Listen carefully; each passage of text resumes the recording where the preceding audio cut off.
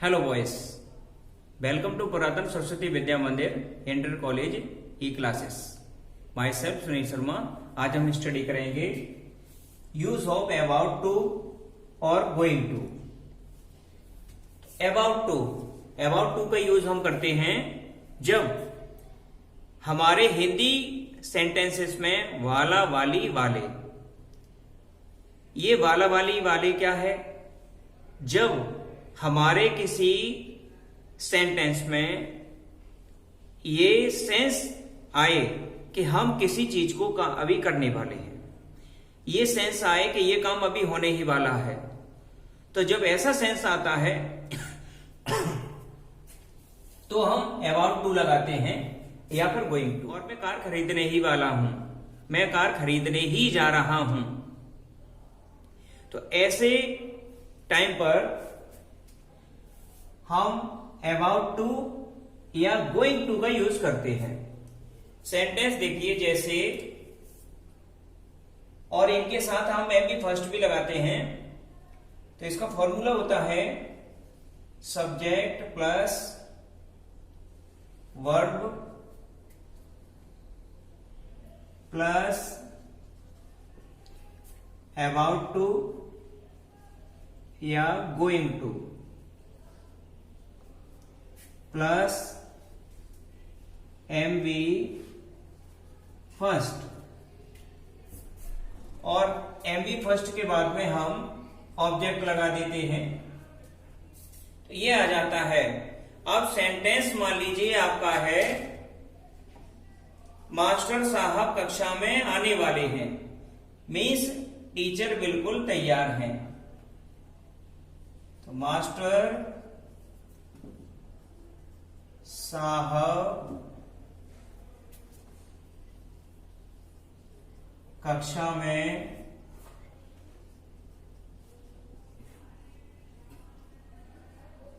आने वाले हैं।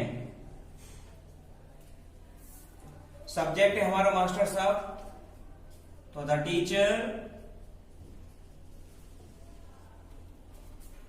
आने वाले हैं, तो मीन्स टीचर सिंगुलर है। The teacher is about to, the teacher is about to come in the class. The teacher is about to come in the class. ये आप सबको पता है कि जो हमारा सब्जेक्ट होता है, सब्जेक्ट को पता करने के लिए हम कौन का यूज करते हैं। कौन आने वाला है कक्षा में? टीचर, ये हमारा सब्जेक्ट है। सब्जेक्ट से हम आगे सब्जेक्ट के बाद में वर्ब रखते हैं, सब्जेक्ट को आगे रखते हैं। तो the teacher is about to come in the class. मैं कार खरीदने वाला हूं। I am about to buy a car, या फिर I am going to buy a car। मैं कार खरीदने ही जा रहा हूं या मैं कार खरीदने ही वाला हूं।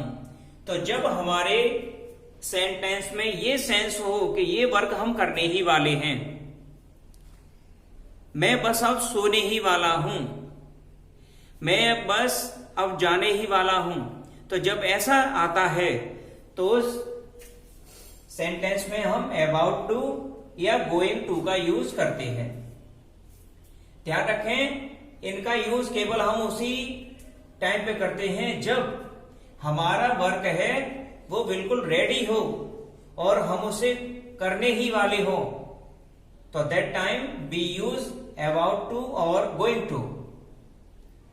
ये एकदम से उस प्रॉपर कंडीशन को प्रकट करता है जब हम ठीक समय पर उस काम को करने जा रहे हों। मीन्स बीच में कोई भी किसी प्रकार का इंटरप्शन न हो और काम होने ही वाला हो।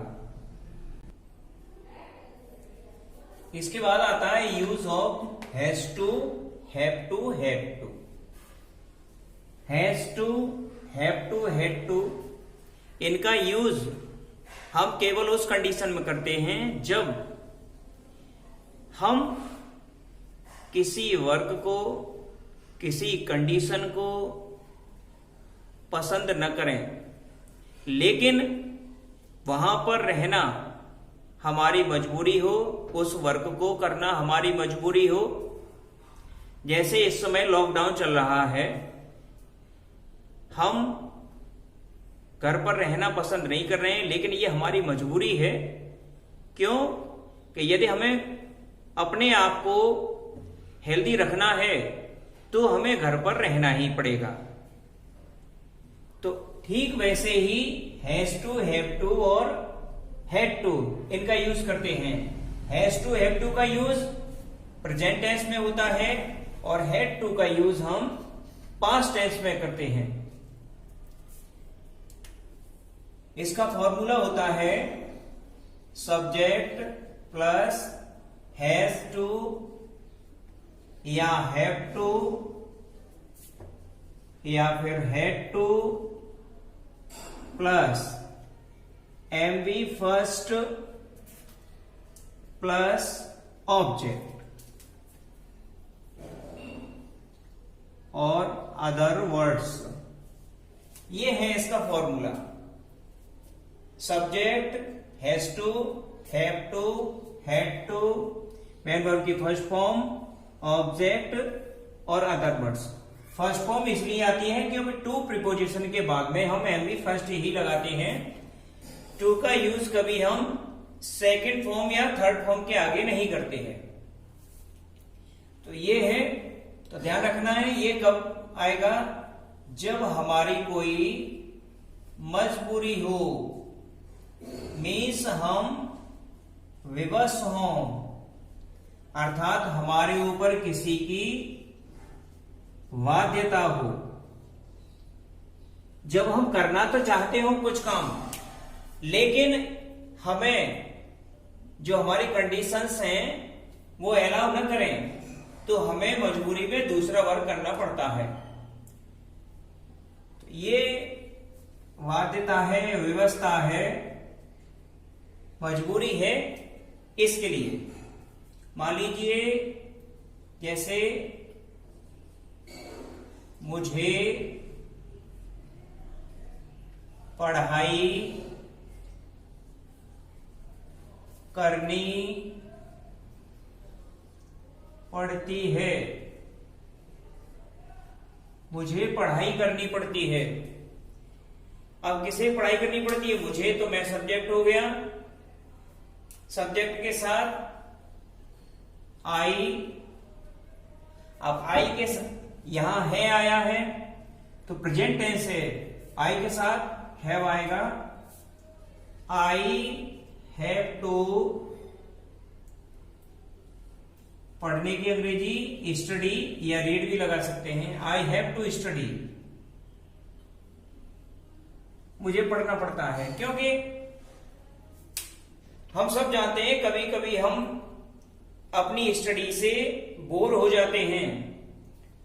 तो कई बार ऐसा होता है कि हम डर की वजह से मजबूरी में पढ़ाई करते हैं, तो मुझे पढ़ाई करनी पड़ती है। I have to study, I have to read. मान लीजिए नेक्स्ट सेंटेंस पास्ट का है, मोहन को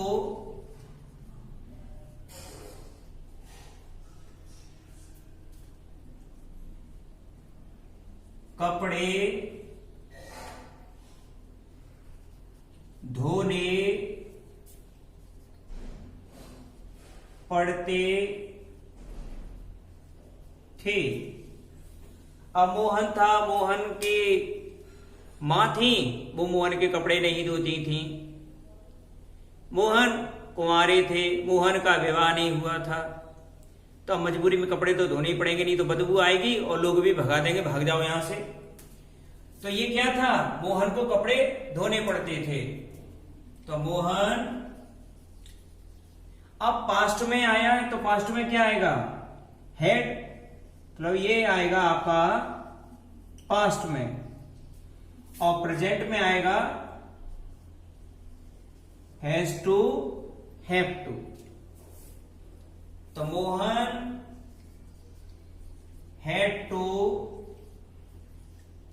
wash clothes, Mohan had to wash clothes, Mohan को कपड़े धोने पड़ते थे। अगर मान लीजिए वहां पर सिंगुलर सब्जेक्ट है, जो सब्जेक्ट है वो प्लूरल में न हो, जैसे सीता को झाड़ू लगानी पड़ती है, तो सीता पसंद नहीं करती हैं झाड़ू लगाना, लेकिन मजबूरी है, नहीं तो माताजी डांटेंगी, तो सीता को झाड़ू लगानी पड़ती है। सीता सब्जेक्ट है, Sita has to sweep, Sita has to sweep, Sita को झाड़ू लगानी पड़ती है। तो जब हमारी मजबूरी होती है, जब हमारी व्यवस्था होती है, जब हमारी बाध्यता होती है, तो हम has to, have to, had to इनका यूज करते हैं। अब मान लीजिए आपका जो सेंटेंस है वो फ्यूचर टेंस में आए, तो फ्यूचर टेंस में आता है, तब हम फ्यूचर टेंस में जहां हैज टू, हैव टू है, वहां पर हम इसे विल हैव टू या शैल हैव टू इनका यूज करते हैं, विल हैव टू और शैल हैव टू का। तो ये जब भी आते हैं, जैसे यहां हैज टू, हैव टू है, तो इसकी जगह ऐसे कर देते हैं, इसे